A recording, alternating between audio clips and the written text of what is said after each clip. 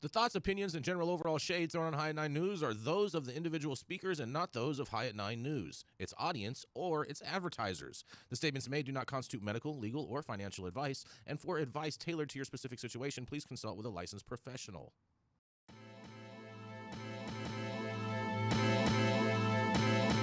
Welcome to the High at Nine News Hour, where you will hear from cannabis industry experts and professionals from around the country talk about important topics while shining light on global issues and discussing cannabis as it relates to politics, regulation and reform, data and technology, science, research and medicine, family and parenting, art, celebrities and entertainment, fitness, sports, mental health and wellness, and plant-based medicines and entheogenics. Together, we are building a stronger community, fighting the stigma and creating change. With your hosts, Jason Beck and Rico Lamitte, joined by special industry expert correspondents from around the country, and daily antics brought to you by Cannabis. Coming to you live every Monday through Friday at 9 a.m. Pacific Time and high noon on the East Coast. And thank you all for getting high at 9 with us.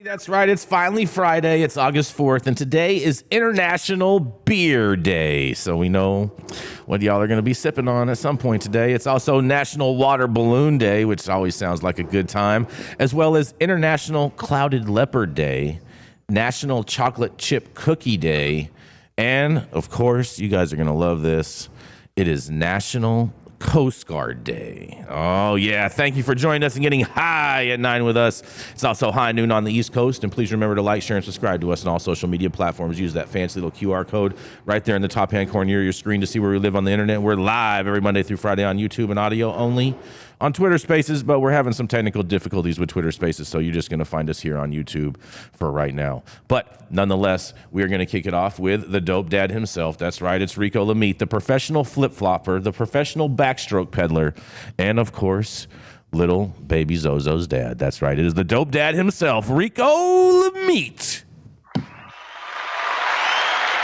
Oh, yeah, Jason. You know what? I got some good news coming out of New Jersey today for the legendary Wu-Tang Clan rapper Raekwon and his team. Newark's Central Planning Board officially reversed its previous decision not to endorse the chef's application to open a dispensary and on-site consumption lounge in the city's Four Corners Historic District. Now the rapper's plans to open Hashtoria are back on track as a result of the board's latest meeting on July 24th. Raekwon could not believe it was all so simple. When he was granted conditional use approval for Hashtoria to operate a Class 5 cannabis retail facility, the endeavor initially faced rejection back in March due to community members pushing back on the project, most notably from nearby Old First Presbyterian Church.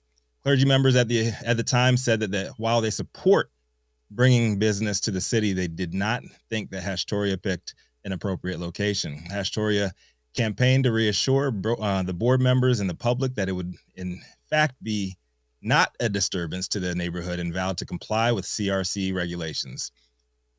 And after the venture's proposed architectural design for the circa 1900s building was revealed to the city's Landmark and Historic Preservation Commission with a fresh brick face and new windows to display community artwork, they got the thumbs up.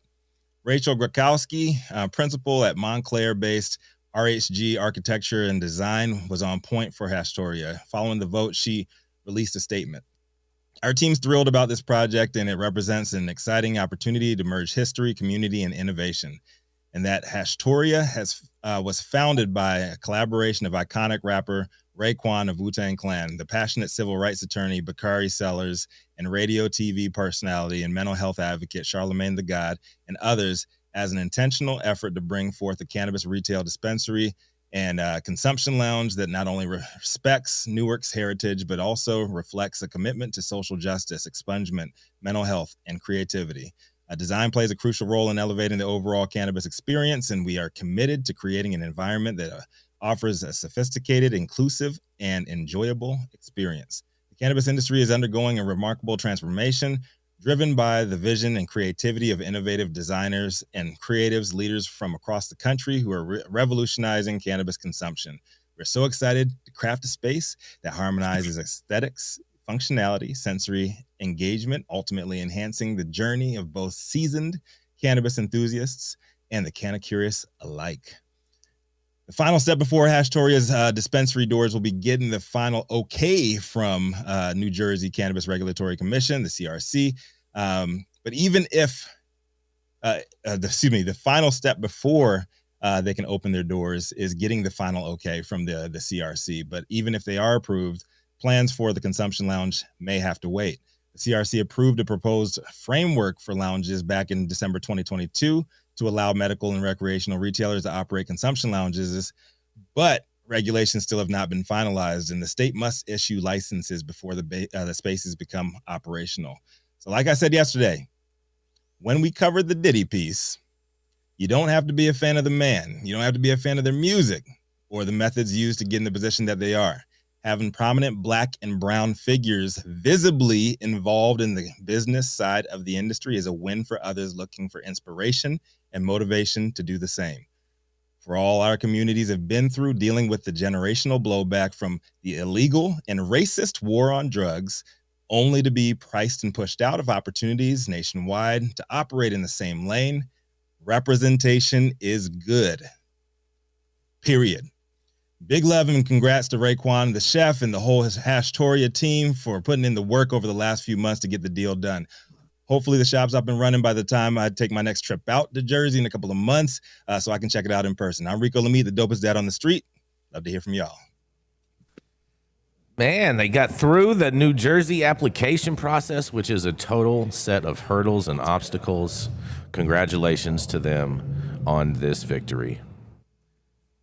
Well, I hate to say it, but I told y'all so. Yeah. All they had to do was comply with the standards that the neighborhood wanted. Their original objection was to a big piece of artwork of sexualized women out front. They take that down. They go by the historic code that they want. And look what happens. You get your place approved. That's all they had to do. I mean, what's up with this name? Hashtoria, I think, is a great place to have a weed store. Yeah, they're like State Farm. Like State Farm. What do you mean? Oh, God, good neighbors. You got to be a good neighbor, man. We've been teaching this at Amsterdam for 15 years because it's your neighbor who calls the cops or the feds to shut you down because you're pissing them off, parking on their spot or whatever. It's just like simple good neighbor policies. Your neighbors will also come out for you, when you get a federal raid or something. You're definitely right about that, Dale, but there is also sometimes when you have just a problem neighbor and there is no quelling their concerns or anything, and they just become a thorn in your side for your inevitable existence. That's not who we're talking about in this story, though, right now. We're just talking about, hey, just do what other normal businesses do in that locality. All localities have control over what kind of businesses and what they look like. That's why you can go into some small towns and it looks like you're entering the 1880s or you're going to like another country, is because they can say, hey, no neon. That's their right if they say no giant pictures of sexualized women. Yeah. Leave it to the locals. And it is always good to get in good with the church community, because they'll be down with the politicians to shut you down real quick. Do we know what the legal definition is for sexualized women? I'm sure you wish you knew. No. I'm just asking. I'm just asking. No, everybody's Googling it right now. Don't click on images. Oh, you guys are funny. Moving right along, Jason. Huh? What's that? Moving right along. Oh, moving right along. You guys want to keep it moving on this one? All right, we'll keep it moving. Fair enough. We'll keep it moving. At least past sexualized women. I'm just saying. I'm surprised. I'm surprised no one. Awkward silence. I'm surprised no one wanted to Google that. Just surprised. All right. No, that's why it got quiet. Everyone went and Googled that. Mm-hmm. And what does the definition say? There is no legal definition. Okay, just wanted to make sure, Omar. Thank you. I appreciate that from the lawyer in the room. Very much so. There is no legal definition. It's all based off personal perception. It's in the eye of the beholder or the control so board. So then it could be still just classified as art then, since beauty is in the eye of the beholder. Just saying. It's all art. Yeah, it's but just not whether to or not the you're showing control board. boobs, right? Okay. All right. I'm just wondering, you guys. I'm just asking. we just move along, Inquiring Jason Beck? minds want to know. Yes, Wonderful we're. other experts. You have a commercial? here from Yeah, we got a other commercial. We're gonna go to a commercial. We're gonna be right Homage back. Yeah. to Trump. How's it going, guys? Saman Razani coming to you from Green Street here with Jason Beck, smoking on the best weed in the world. Did you know that we have an audio-only version of our podcast available on Apple, Google, Amazon, iHeartRadio, and Spotify? Tune in now and check it out.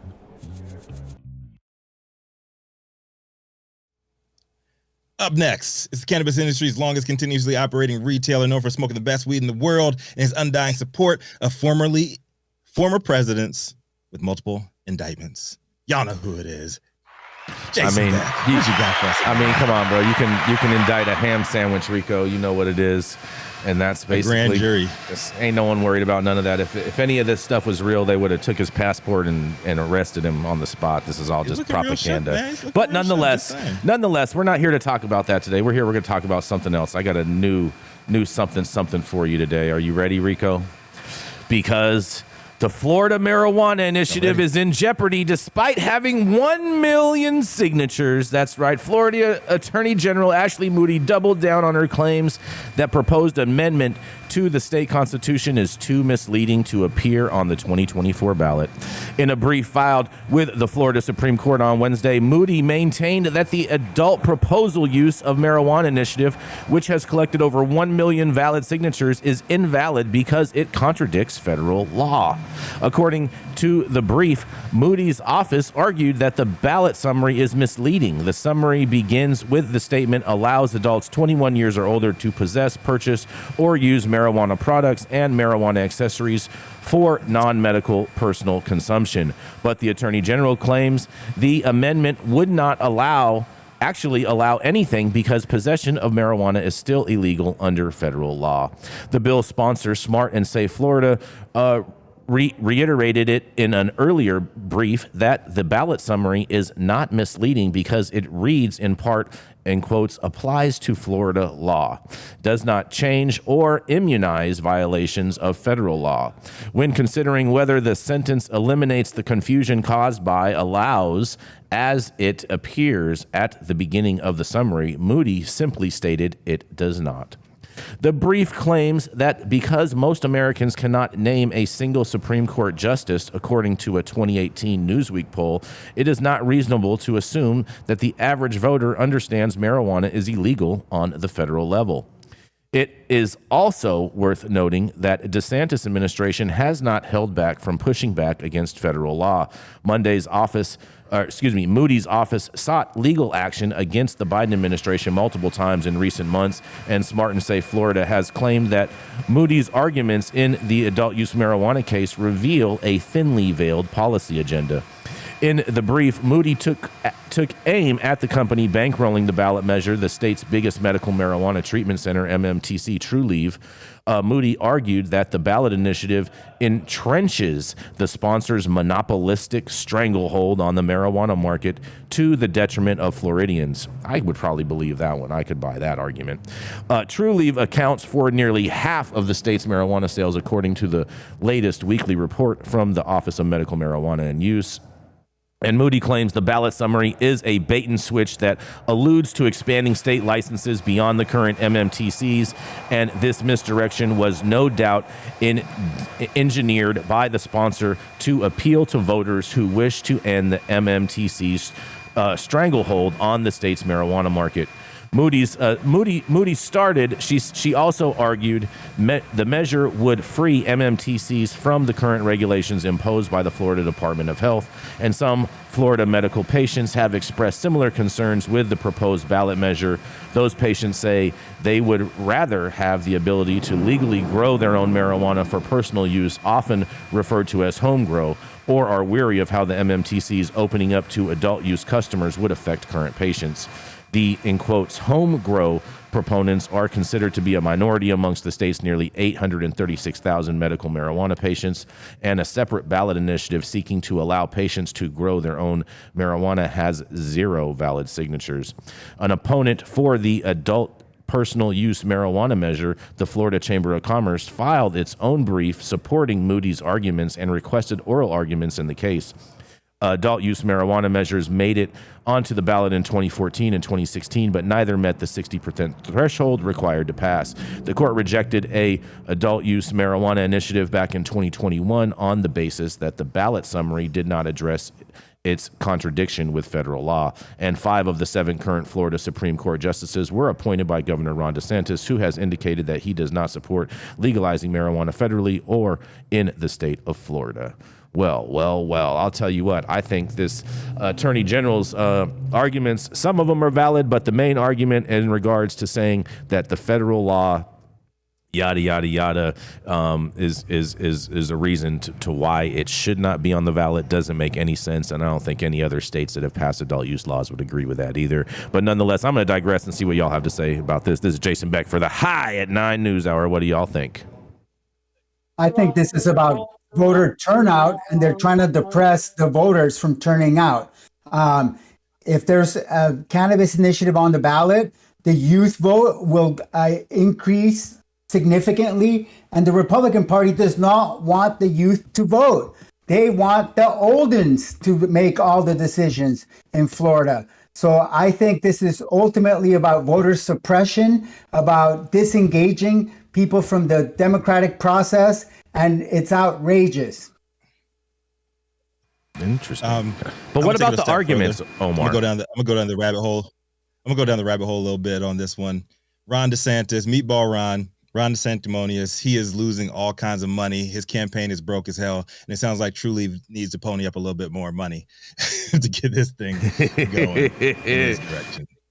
I mean, Omar, but in regards with the arguments, what do you think in regards to Moody's arguments? I think the Constitution one is total BS in regards with federal law, but I do think that the argument that she states that this is created by Trulieve so they could have a greater stranglehold on the adult use market is a valid argument.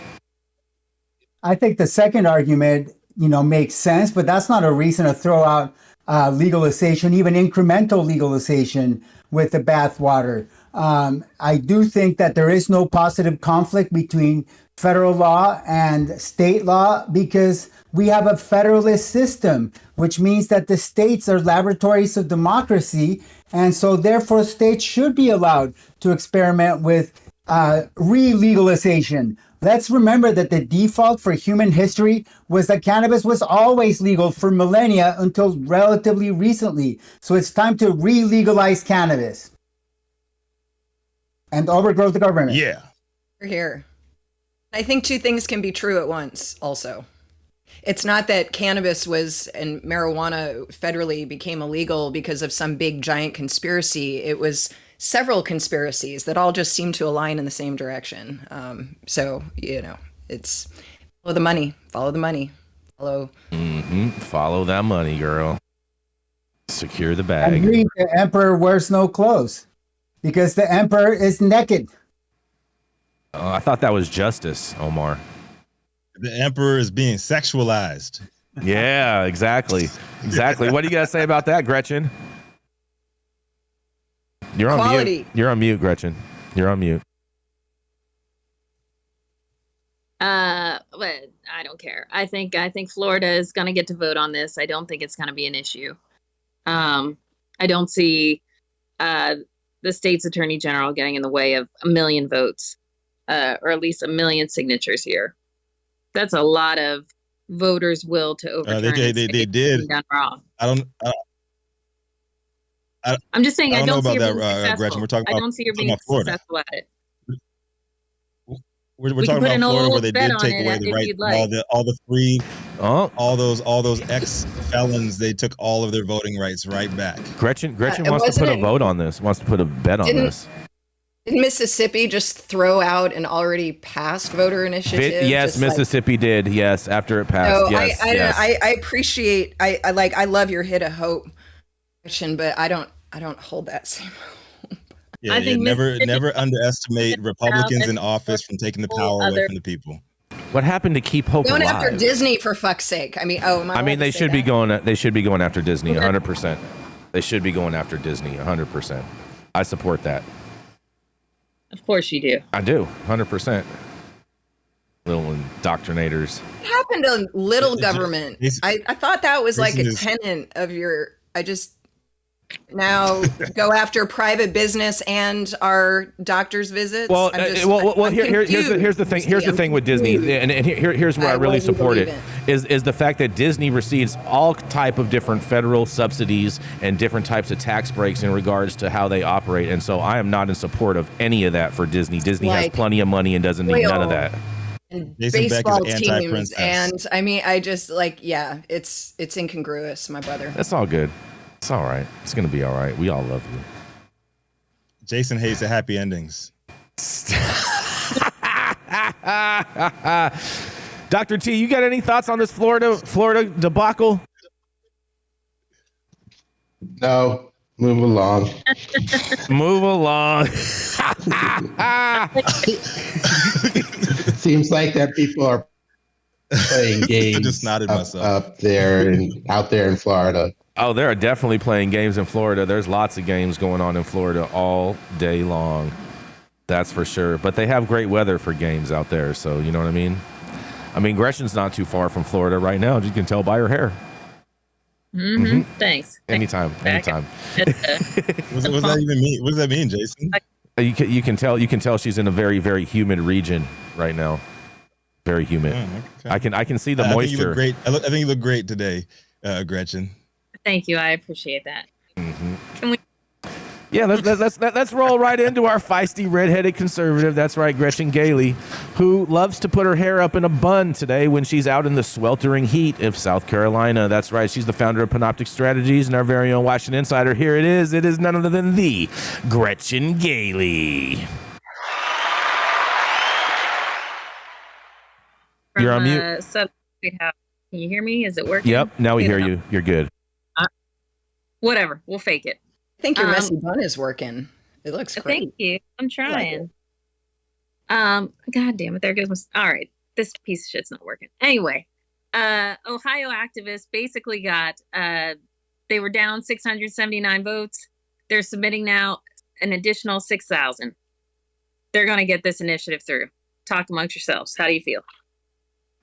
That's my story. Hold on. This is Ohio we're talking about, right? Yes. Remember a week or so ago, 10 days ago, they were short 700 votes. Yep. So they got the signatures. They submitted them, and they're valid now. Well, no. They submitted 6,000 in hopes that they can pull out the 679 that they need from that 6,000, which they should have no issue with.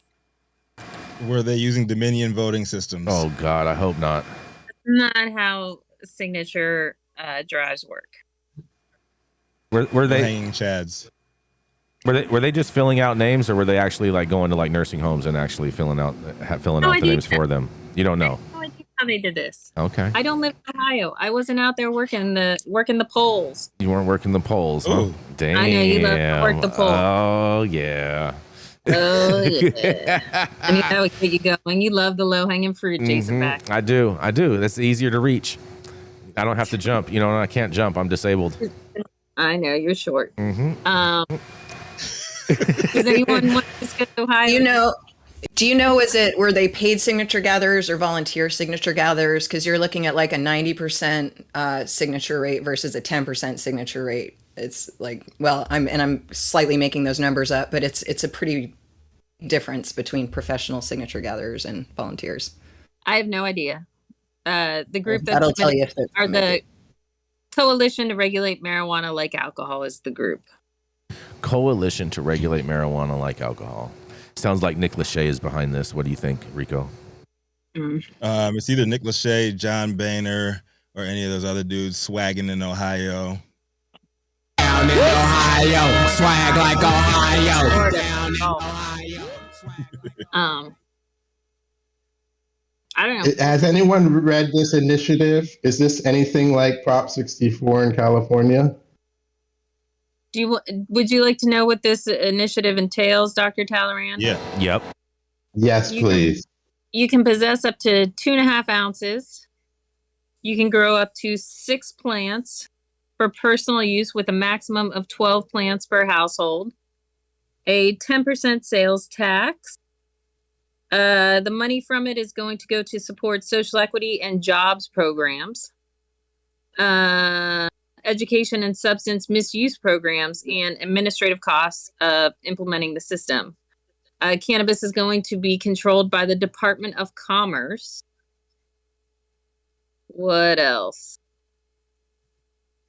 Does it mention in there anywhere that they're actually going to allow people to sell eighths instead of tenths? It doesn't get into all that. It should. Dude, So even though it So it claims sounds- marijuana like Ohio, I don't think Ohio taxes alcohol at 10%. It overregulates marijuana like plutonium. It does. That's for sure, Omar. it would be issuing But it's recreational cultivator licenses. I don't know what the hell they mean by this. And 50 adult use retailer license. Okay, so 40 cultivators, 50 adult use licenses. That's how many licenses they're going to be giving out should this initiative pass. Yeah, that's the initial tranche. Who knows if they'll do more? I mean, 50 retails. Are they going to allow the medical stores that are currently in operation to become adult use stores as well? Yes. There will be a grandfathering process. Got it. Okay. Dr. T, you had another question? Here. so this doesn't sound like it's going to hurt the medical patient. No. It does say individual municipalities can opt out of newly recreational.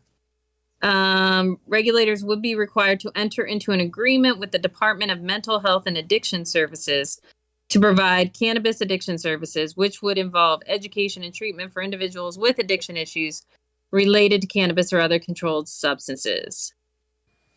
Oh, When it comes to social equity, advocates are concerned about the lack of specific language, shocker, on automatic expungements. They said the measure doesn't include, it says that they're going to study and fund looking into expungements. So they ain't going to do jack. That's their social equity provision. One kind of interesting note.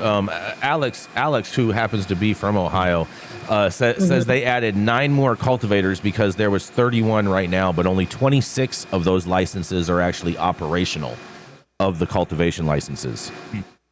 Okay. So they only added 9 cultivation licenses under the adult use measure.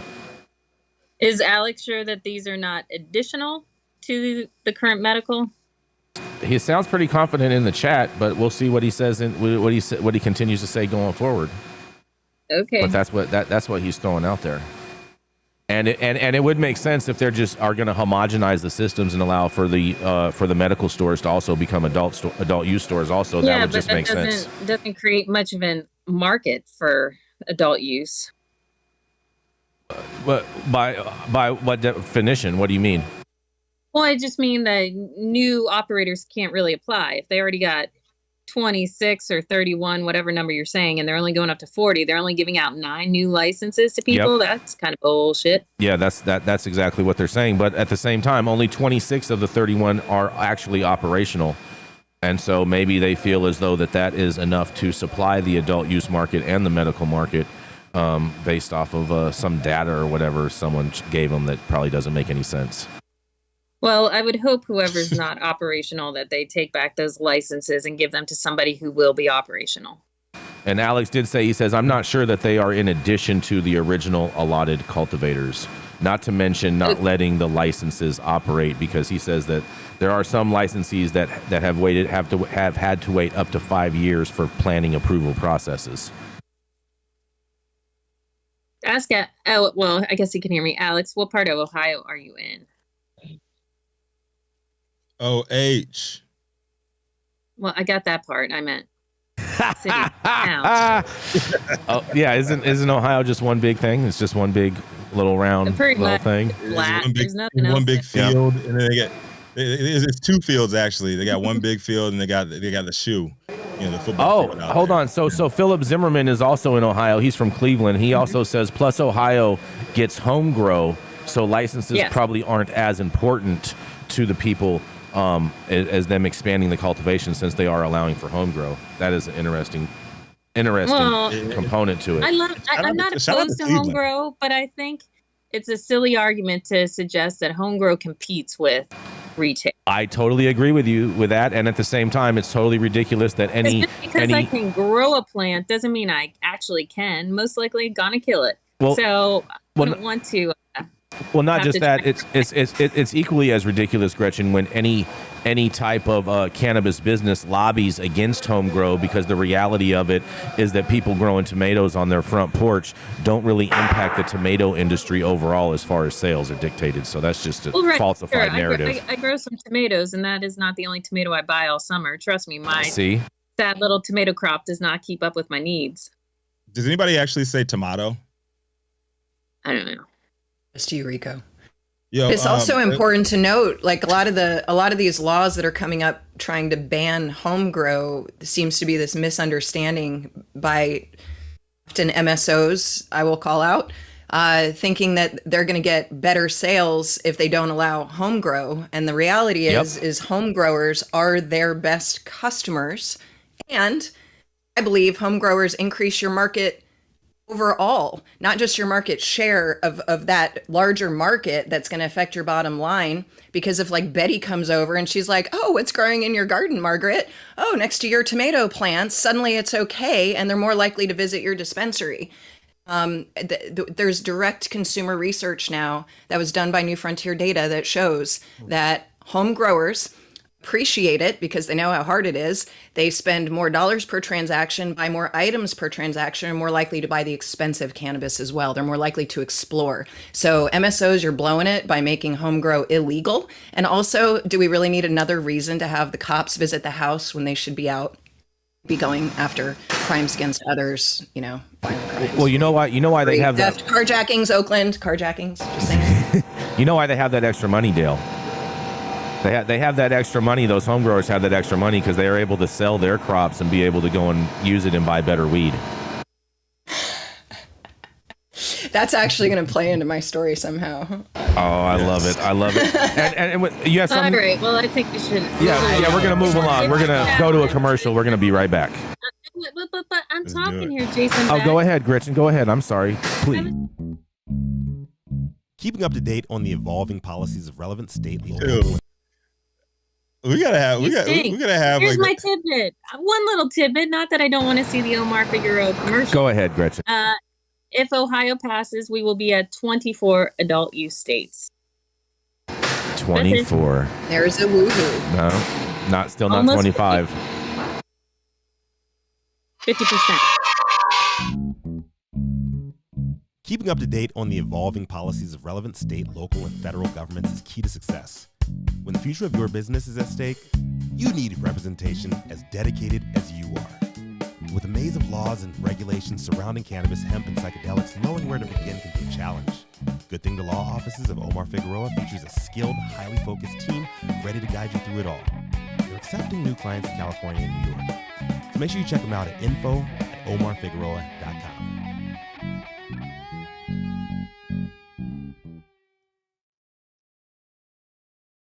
You're doing right now, make sure you hit that like button because it helps with our algorithm over there at YouTube. On top of it, make sure you subscribe to the channel if you haven't already. Check out our website, www.highat9news.com. You can read all the articles that we cover there today. On top of, you can check out our amazing merch, and make sure you sign up for our newsletter because that's going to go out tomorrow. And, of course, make sure you tell your friends about us and share this show with them because we believe that organic growth is the best growth.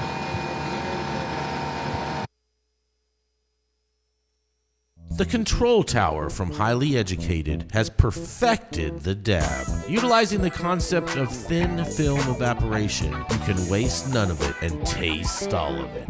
The micro texture of the SE pillar increases nucleation at elevated temperatures. And with the tower propelling at 2,600 RPMs, it's certainly the most efficient dab experience to date. The Control Tower from Highly Educated. He is the legendary cannabis doctor who probably wrote your mama's rec, and the founder of Medican, co-founder of CESC, and looking about 10 years younger today, Leo. Happy belated birthday wishes going out to Dr. Jean Talleyrand. Thank you, Rico. Happy Friday, everyone. So my story today comes from Cal Matters. Medical cannabis paved the way for legalization in California. Now patients left behind, by Alexei Kosov. Turn off Highway 99 in rural Alberta, drive 5 miles down the road, and you'll find a dusty lot crammed with cars on this scorching Friday evening. Behind a wooden fence, for a $10 entry fee, awaits a block party. One table gives out free cannabis for veterans who don't have to pay into the event. Neither do patients with a doctor's recommendation, like Danny, a barber who was shot 3 times in the left arm and smokes cannabis to manage pain, often inflamed by cutting hair. Danny prefers buying cannabis at these clandestine pop-ups where the products are more potent than at the dispensary. I'd rather spend my $30 on something that lasts, he said. This is one of 4 unlicensed cannabis sessions in Sacramento area that Betty Braden will host this week, as she does every week. The event started 8 years ago, before voters approved Prop 64. Since the initiative, Braden has come to see her sessions as both a business opportunity and an act of protest. Like many longtime advocates, she believes all cannabis use has a medical purpose and considers it immoral that high taxes and a lack of dispensaries have made it inaccessible to many patients. The laws are so hideous, Braden said, as she supervised from a camp chair near their entrance. I used to be an activist. Now I've gone over to the underground. No one really cares about the medical side, and that's a mistake, because that's where the value is, said Richard Miller, who has promoted patients' rights at the state capitol for nearly 2 decades as a member of the American Alliance for Medical Cannabis and Americans for Safe Access. I've been feeling over the past year like my work is a failure. Overnight, our whole system fell apart, said Valerie Corral, founder of the groundbreaking cooperative Women's Alliance for Medical Marijuana, or WAM, in Santa Cruz. They were so busy counting tax dollars that they put us all out of business. Corral received a license, but she sold it after it became clear opening and operating a dispensary would cost hundreds of thousands of dollars that her donation-based organization did not have. Now she grows cannabis and works for local dispensaries to donate it for free to patients. Kimberly Cargile owns a therapeutic alternatives dispensary in Sacramento and one of the only compassion programs in town. Cargile and many dispensaries are reluctant to establish compassion programs because of the expense. An estimated 200 people cost $1,000 to $2,000 per month for staff time to manage applications, intake stock, and consult with patients. That's a big sacrifice than it used to be. Also, sales have dropped by 20% over the past 2 years. She looks for savings everywhere. We're doing everything we can to stay true to our mission, she said. She doesn't want a cancer patient to feel forced to turn to dirty products on the illicit market. This article recounts many more stories of patients left behind by regulators and the turn to adult use recreational cannabis. Additionally, there's a noted tendency to be dismissive of cannabis users among the medical establishment, which, according to researcher William Dolphin, is then reflected in policy. Meanwhile, a medical cannabis patient pulls two $20 bills out of her pocket, $10 short of the price for half an ounce. The vendor, who asked to withhold his name, makes the sale. Touched by his generosity, she asked for his number. She knows a lot of people who might want to order from him. This story touches on the spirit of compassion. Although regulators and the industry have dismissed medical cannabis, it persists. So what do you think? Have we come full circle? And are we back to where we started? And is this how all states that overregulate and overtax will end up? This is Dr. Jean Talleyrand for High Crickets. Oh, man. Dr. T, patients definitely have been left out in the dust here in California, especially due to the tax because of the high amount of taxes that they have to pay, and you have to pay to go and get a state card just to be tax exempt, but that only affects the sales tax and not the excise tax. It's just totally, totally ridiculous. Well, apparently you just have to go to one of the 4 sessions a week in Sacramento and just pay $50 for half an ounce. I mean, they have those kind of sessions here in LA almost every day. With Nice. And that's why Rico always says, let long live the trap. The trap will always win. Oh, this is America. So, but I don't know if we're covering this story. Are we covering the story with the Columbia Care guy today? I'll have that one at the top of Monday. But he came out yesterday saying that he strongly believes that the Biden administration is going to deschedule, bringing us back to Schedule 3 before the end of the calendar year. And if that happens, I mean, technically, will it? What do you think about that, Dr. T? Technically, will that be bringing it back to the patients? You have to get a prescription for it. Well, did they ever have to get a prescription? When they had a recommendation, but I don't, descheduling is different. Descheduling is our pharmaceutical play. Back in the day, people would grow and sell that, collectives. That's really what I mean by going back to the beginning. That's what I remember, more similar to the sessions that are happening up in Sacramento and LA. I mean, I'll just say, what I'm asking is will the emphasis be more on the medical side? If we have this rescheduling instead of descheduling, is that going to bring things back into the medical focus for the industry? I know it's going to be a big loss for adult use and actual business owners on that side of the industry, but will that bring medical patients back into light? No, it's going to bring the pharmaceutical companies into big profit. Agreed. Facts. Now, where do you fulfill your prescription? That's right. Well, no. Then I'll also just point out the FDA should not have purview over this plant. They don't even deal with compound drugs. So you have to go to a compound pharmacy for that. Like that's for the drug pathway, not for the plant. I am not advocating for Schedule 3. I will say, I don't think that much would change if they decide to go Schedule 3. If everyone has no trouble being illicit now while it's Schedule 1, why all of a sudden are they going to be like, oh? Because I'm going to tell you why, Gretchen. Because you're going to have a brand new regulatory agency in place called the FDA, and the FDA regulates on everything by the molecule, not by the actual compound. Every single product will be deemed an illicit product under the Food, Drugs, and Cosmetic Act, and 0 cannabis companies are going to have the money to get any of their products through the FDA process. Do you want to hear anything I have to say, Jason Beck? Please proceed. All right, thank you. Number 2.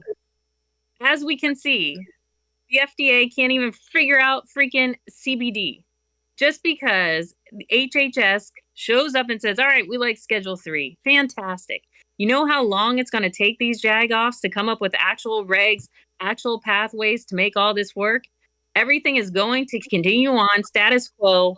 I will almost guarantee 2 more years. There is absolutely no way the FDA is going to get their shit together.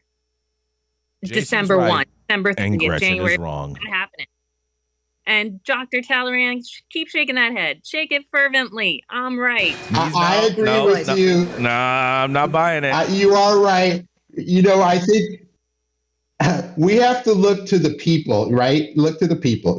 Rico says, follow the money, follow the people. The people are trading cannabis currently without going to dispensaries. They will continue to do that, whether it's Schedule 3, Schedule 1, what have you, I think the cat's out of the bag, and regulators really have to look at what the population is doing rather than trying to shift them all with their rules. It's not going to work. Follow the people. People don't follow laws. Laws follow people. And to bring it back to the story, I was looking at the person on the photograph. That's my former client, Bonnie Metcalf, and she sacrificed to make cannabis legal in California. She got investigated and potentially prosecuted by the Yuba County District Attorney's Office. She is a hero of the medical cannabis world. And it's just sad that she's now like scraping money to get enough medicine so she's not reliant on pharmaceuticals. Shout out to Bonnie Metcalf and all the other patients who have sacrificed for years to bring us to this sad state. Facts. And with that, we're going to go to a commercial and we're going to be right back. Let's go. High at 9 News invites you to join us and become a sponsor, supporter, and attendee for the second annual Envision Gala for This Is Jane Project, a nonprofit organization leading the way in advocating for trauma-informed care. This Is Jane Project offers a range of programs designed to shed light, build community, and uplift the lives of women and non-binary trauma survivors who use cannabis as medicine. Support this event that is sure to make an impact today. For more information about sponsorship opportunities, visit www.thisisjaneproject.org.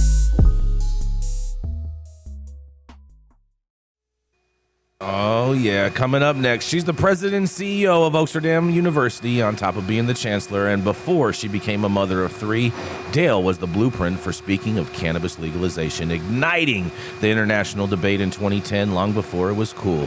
And after a crippling federal raid, she worked to save the school where it all started at now. And now with multiple new courses and educating on several government agencies like Connecticut, Oakland, and Los Angeles, Amsterdam. That's right, it is the chancellor herself, Mrs. Dale Scott Jones. Hello. It is so good to be back with you again, and now on a regular schedule. In another example of here we go again. This story is brought by Gus Burns at mlive.com out of Kalamazoo, Michigan.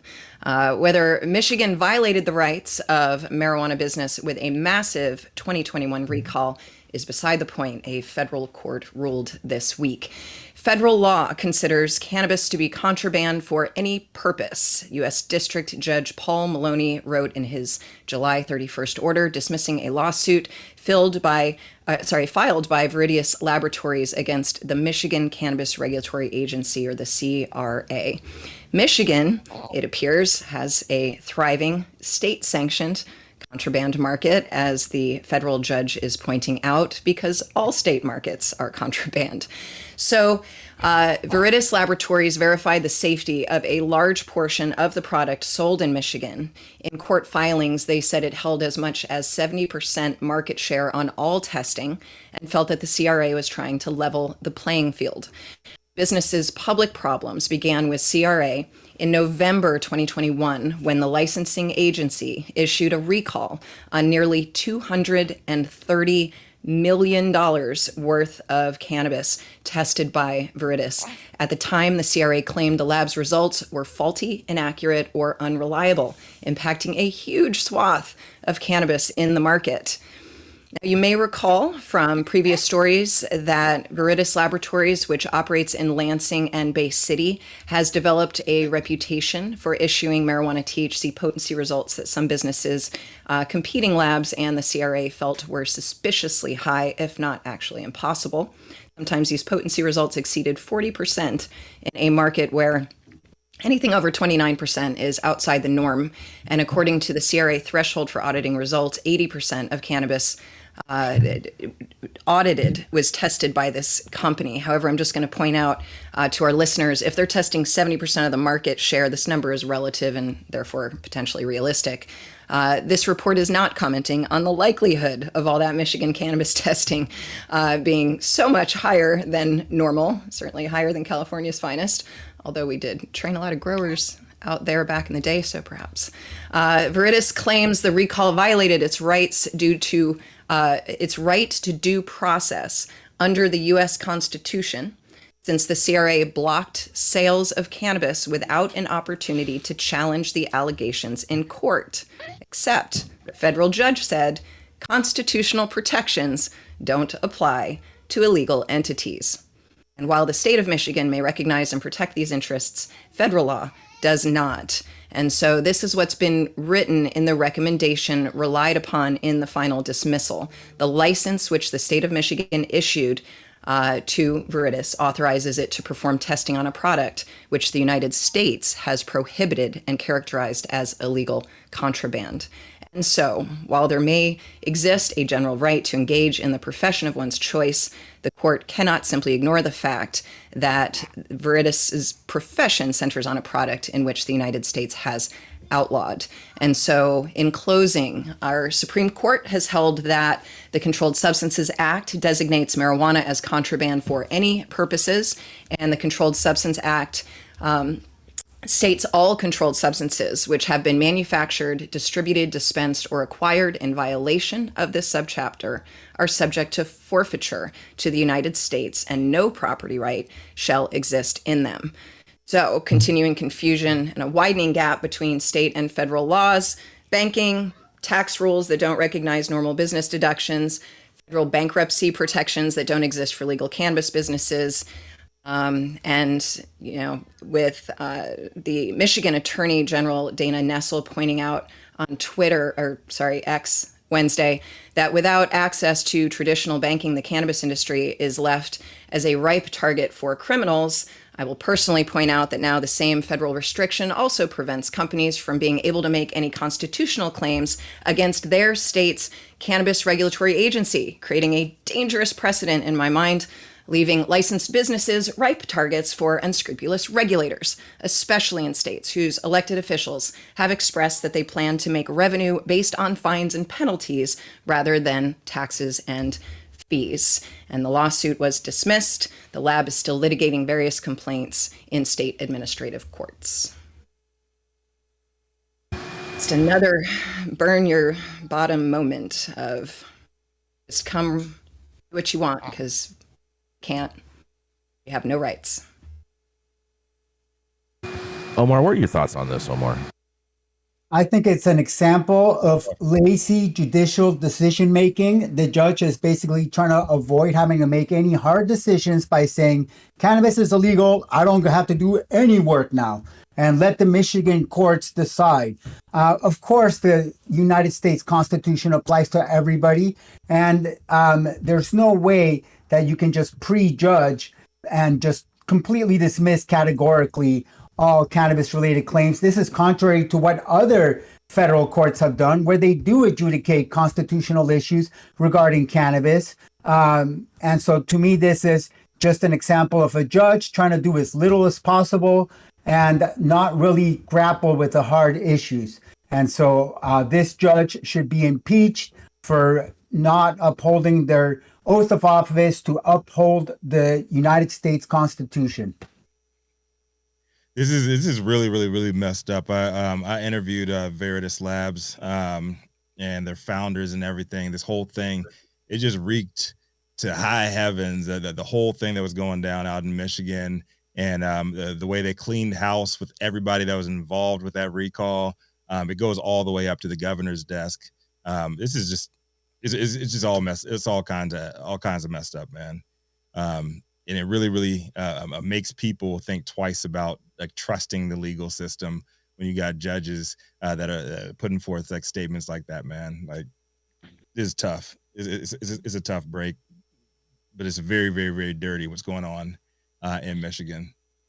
Just keep it at that. Let's keep it rolling. We got a little bit of time left, Rico.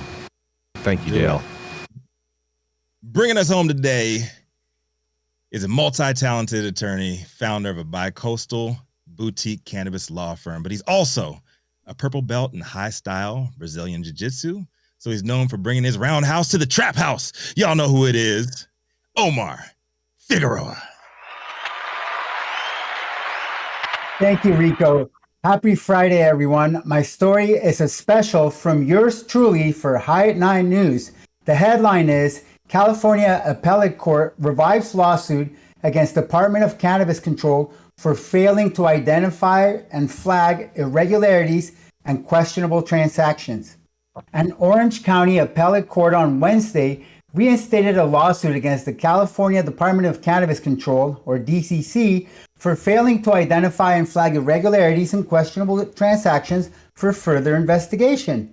A unanimous 3-justice panel of the 4th District Court of Appeal issued an opinion stating that Santa Ana dispensary licensee HNHPC Inc.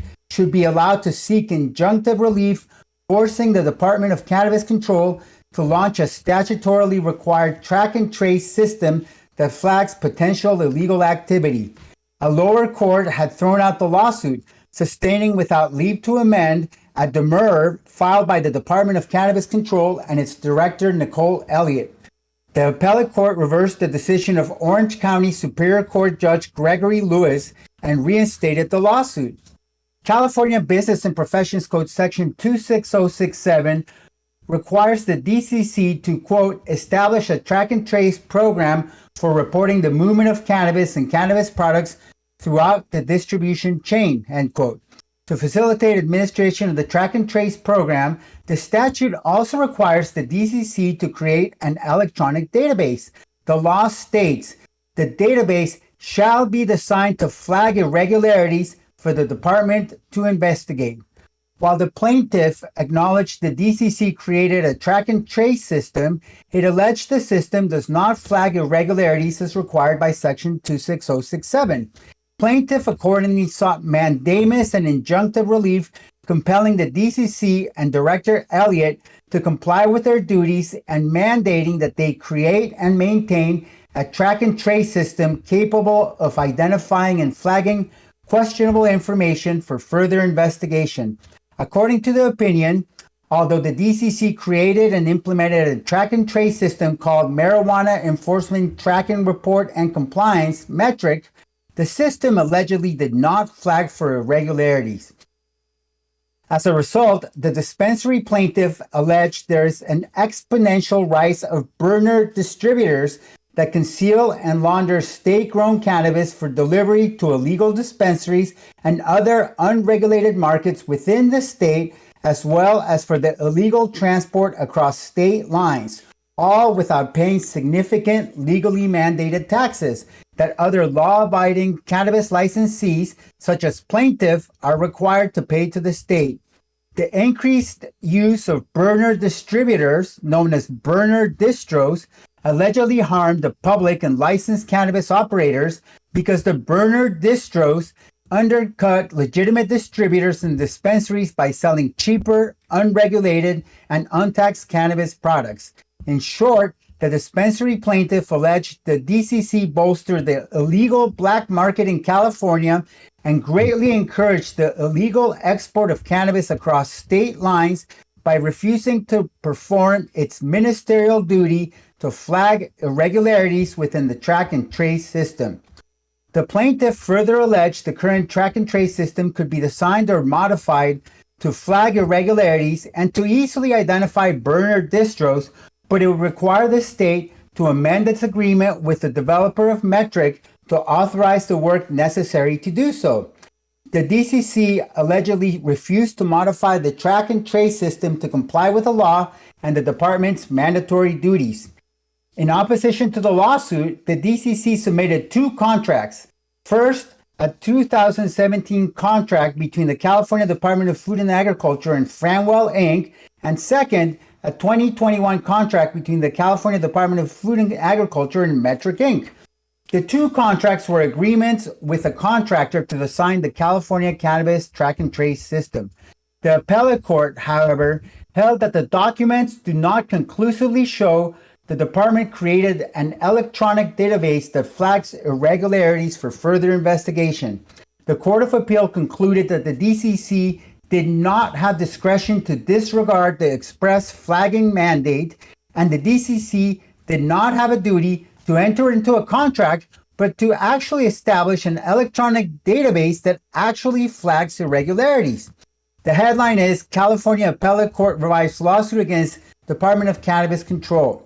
My take, Well, I did some more research, and Elliot Lewis, the Catalyst CEO, explained the lawsuit on Instagram and said in summary, case is back on. We just beat the state on appeal. That's almost impossible. What this does is it gives us discovery rights to the state, and now we got a two-headed monster going in. And don't think I ain't asking for the glass house shit first, because that's how we roll. Mr. Elliott suggests a policy change and asks the DCC to come to the table in order to accomplish three things: suspend the excise tax permanently, suspend the sales and use tax for 2 years, and impose a 4% max on gross receipts at the local level. While I think these policy proposals are reasonable, the DCC does not have the authority to do any of these three things. It's up to the legislature, so the lawsuit will go forward. Hopefully, in the end, the DCC will comply with its statutory duty to establish an electronic database that actually flags irregularities for further investigation. As for me, I'm going to be breaking out my Whirly Pop and making some GMO-free organic popcorn with canna butter. This is Omar Figueroa, lawyer, publisher, and Ganjier instructor, reporting from Sonoma County, California, the traditional territory of the Pomo, Miwok, and Wapo nations, for High at 9, high noon Eastern. What does everybody think? Man, this is such a can of worms, bro. This is going to be like popcorn for days right here with this whole case. If you're getting to go and get discovery from Metric and from the state and all of this. And I think Metric might catch a case. Could Metric catch a case, Omar, from this? Because them being the ledger of documenting federal sales all across the country?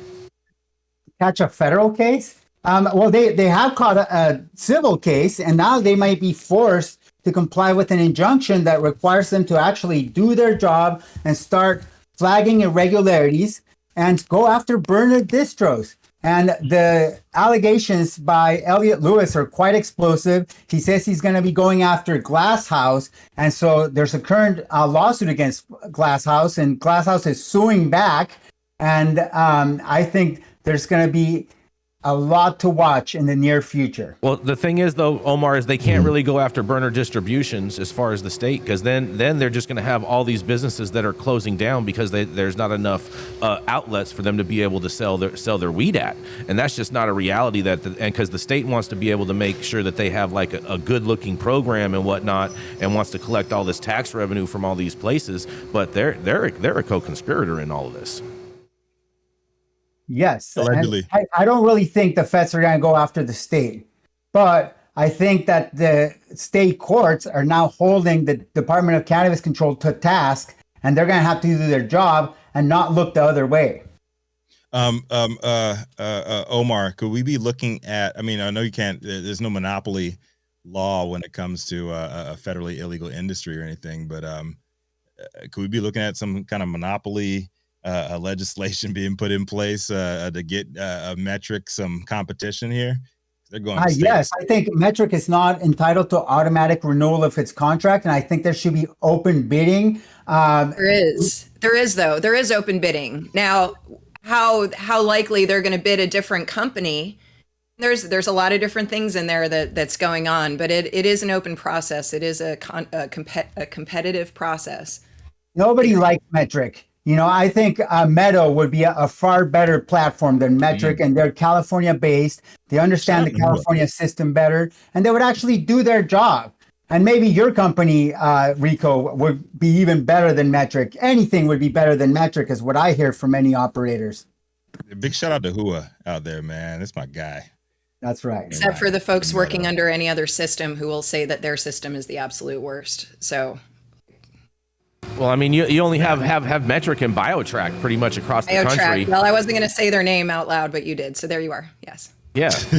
Yeah. But I mean, complaints abound. Listen, a lot of these were first. And I think what you're looking at is convincing the state to undertake the extraordinary expense of switching horses and then also admitting that they were wrong.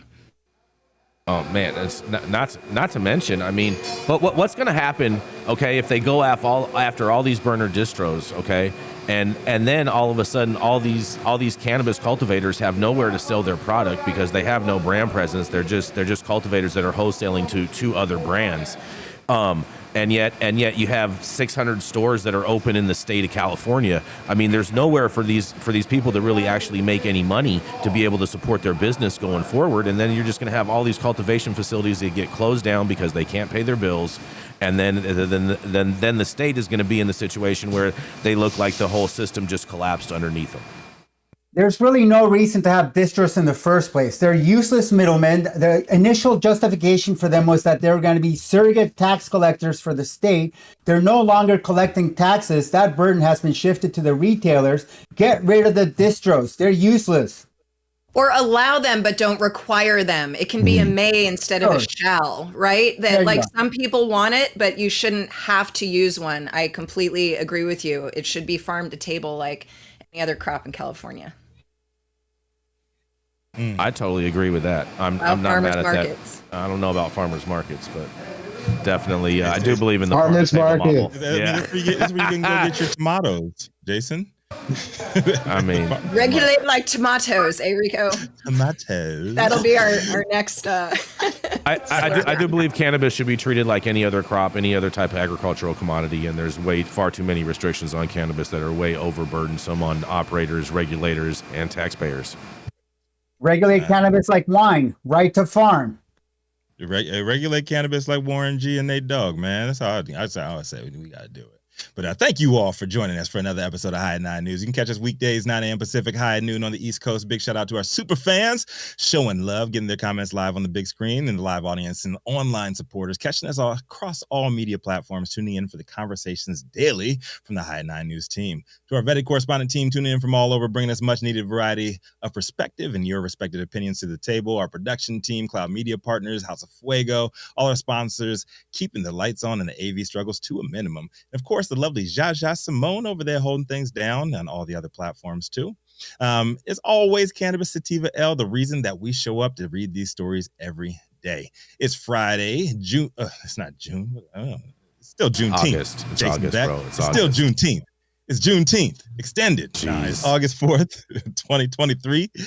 And the show's over. You've been blessed with the top industry headlines. Hope it's enough for you to put in your pipe and smoke at least until tomorrow. Dale Sky Jones, you're the only one that I see on my screen. Give us an outro today. Say goodbye to these people. You are my hit of hope, and I hope you all have a beautiful Friday and an even better weekend. Don't just get high at 9. See you on Monday. Stay that way all weekend. And happy birthday, Dr. Talleyrand. We love you. Yeah. Oh, yeah, Dr. T. Thank you. See you on the flip side, friends.